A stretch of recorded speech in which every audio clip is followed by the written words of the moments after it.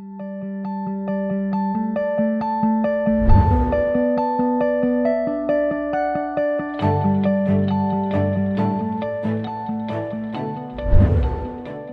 pleased to be here with Curtis Gallagher in our Capital Markets Group, and today we're going to be talking about hotel investments. So thanks, Curtis, for being here. My pleasure. Thanks for inviting me.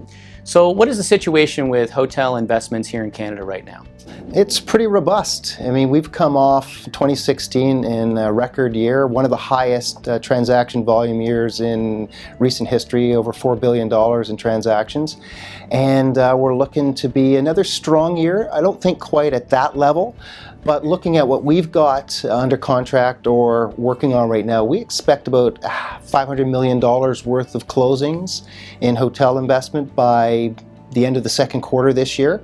And we also know another large transaction that's happening is over $1 billion, which is BCIMC's portfolio. So between us and what we're working on in that transaction, that's $2 billion. I think by the end of the year, we're going to be somewhere between $2.5 and $3 billion in transaction activity. And who's looking to buy? Who's interested here? Well, I mean, last year, and I think we're going to see the continuation of it this year, the foreign investor is the one that's driving the majority of it. But that doesn't mean that the domestic investor is left on the sidelines. We see competition, and competition is always healthy. When we say foreign investor, primarily Chinese, but we're seeing Korean, we're seeing Middle East, and I think with what's happening in the US, we might see more Middle Eastern investment here in this 2017 as well. And so where are the opportunities for these investors? Well, I guess it depends on what you're looking for. Vancouver and Toronto are the hot markets right now. We're working on some large transactions on both of those cities, and the Westin Harbour Castle is one of them. We'll see a lot of competition for that, and it'll vary. There's foreign, there's domestic.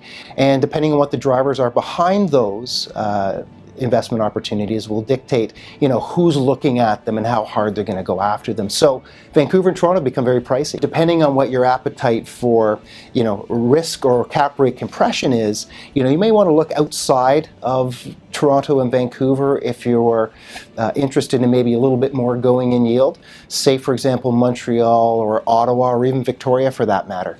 Those are probably maybe sort of an alternative, not as hot market, but still a very stable investment markets. And then maybe for opportunity, if you're looking, maybe taking a contrarian view. Obviously the oil and energy economies have been hit pretty hard, and as a result, so too have the hotel investment or hotel performance. You're talking about Calgary? Calgary's one, Edmonton, even Winnipeg and markets in Saskatchewan.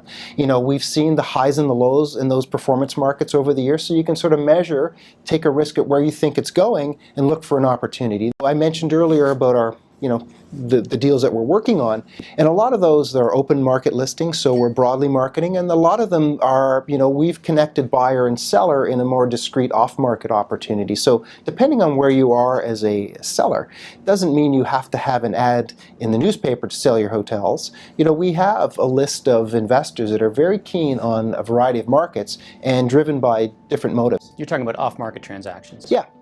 For sure.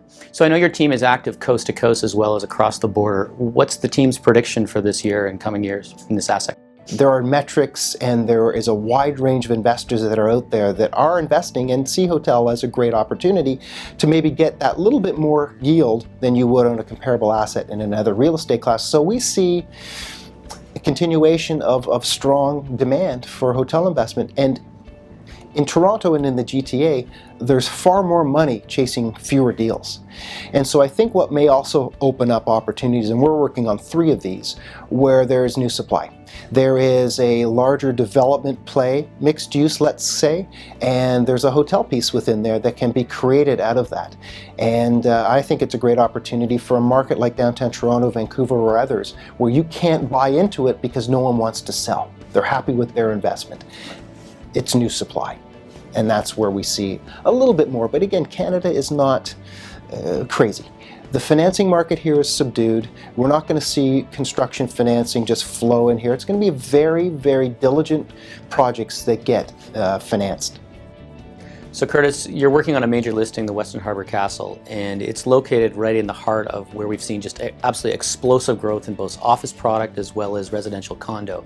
What's the development situation with hotels? It's certainly not at that pace. The highest and best use development for these lands tend to be the residential or office. And hotel may find its way into a component of that, but we're just not seeing the increase in supply in hotels like we are with those other asset classes you'd mentioned. And that bodes very well for the performance of those assets. I mean, obviously we know the Westin, but we've seen some like the Royal York that have reinvested in improving the quality of their product through refurbishing their rooms, and they're seeing immediate lift on their average rate. And we know that that's going to be great moving forward because there's very little new supply coming to this city.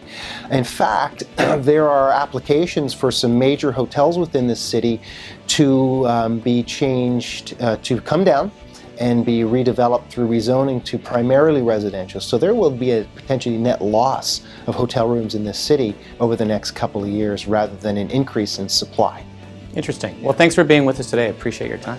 My pleasure. Happy to chat.